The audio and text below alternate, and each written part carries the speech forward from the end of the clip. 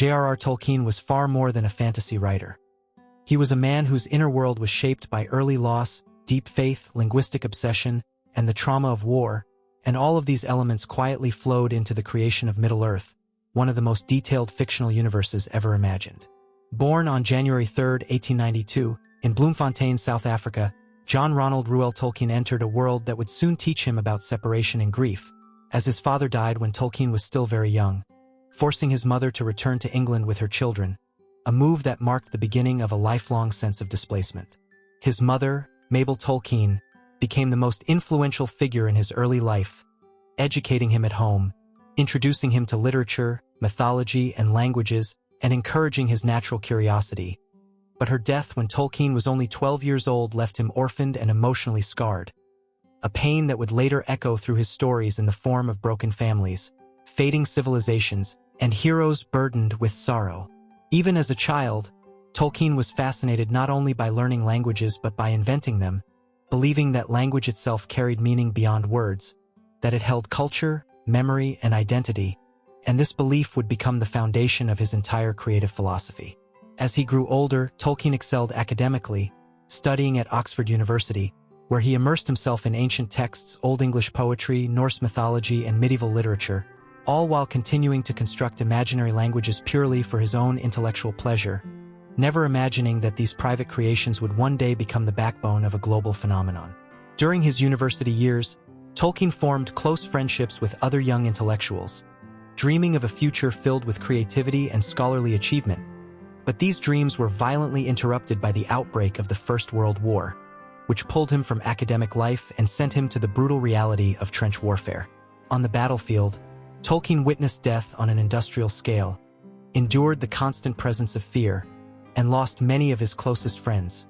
experiences that left lasting psychological wounds and permanently altered his understanding of courage, evil, and power. Unlike romantic portrayals of war, Tolkien came to see conflict as a tragic waste of life,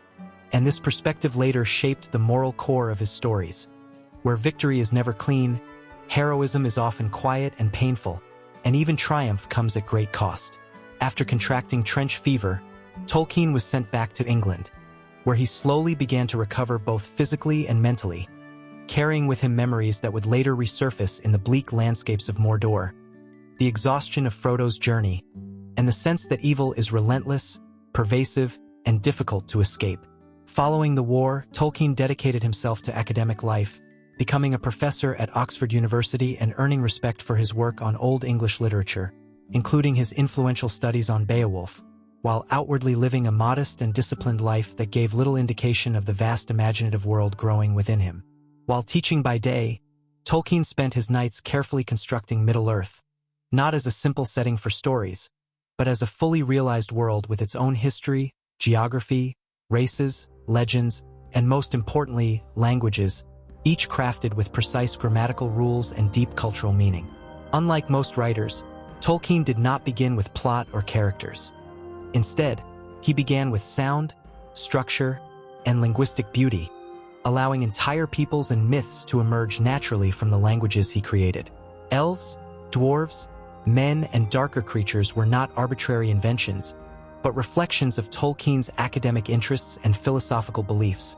shaped by mythological traditions and his view of human nature. In the early 1930s, almost as an afterthought, Tolkien wrote a simple story for his children, beginning with the now-famous line, "In a hole in the ground there lived a hobbit," never intending it for publication, yet this small tale would become The Hobbit, published in 1937 and unexpectedly embraced by readers of all ages. The success of The Hobbit surprised Tolkien and his publishers alike, and soon there was demand for a sequel, but Tolkien was unwilling to produce something shallow or repetitive, instead choosing to expand his private mythology into a far more complex and darker narrative. What followed was over 12 years of painstaking work on The Lord of the Rings, a process marked by self-doubt, perfectionism, and constant revision, as Tolkien struggled to balance his academic responsibilities, family life, and creative ambitions. During this time, Tolkien questioned whether the story was too long, too slow, or too grim for readers, yet he remained committed to telling a story that reflected the truths he believed in, particularly the idea that power inevitably corrupts, that humility is strength, and that even the smallest individual can alter the course of history. The One Ring became the ultimate symbol of absolute power, representing not only political dominance but moral decay, while Frodo's burden mirrored Tolkien's own emotional scars from war, loss, and responsibility. When The Lord of the Rings was finally published in the 1950s, initial reactions were divided, with some critics dismissing it as escapist fantasy, while others recognized its depth and originality. But over time, the work gained a devoted readership, especially among younger generations who found meaning in its themes of friendship, sacrifice, resistance, and hope. Tolkien himself never sought celebrity and often felt uncomfortable with the growing attention, preferring the quiet routine of teaching, writing letters, and spending time with his family, yet his influence continued to spread far beyond his expectations. As the decades passed, Middle-earth evolved from a literary creation into a cultural phenomenon, inspiring art, music, academic study, and eventually groundbreaking film adaptations that introduced Tolkien's world to an entirely new audience. Tolkien passed away in 1973, believing his work to be largely complete, yet his legacy only expanded after his death, as his son Christopher Tolkien dedicated himself to organizing and publishing his father's unfinished writings, further revealing the immense depth of Middle-earth's history and mythology. Today, Tolkien's books have sold over 150 million copies worldwide. His stories have shaped the fantasy genre as we know it, and his influence can be seen in countless works of literature, film, and popular culture. More importantly, Tolkien left behind a timeless message: that light can endure even in the deepest darkness, that mercy is stronger than violence, and that imagination has the power to transform suffering into meaning, ensuring that his world, born from pain, language, and hope, will continue to live on for generations to come.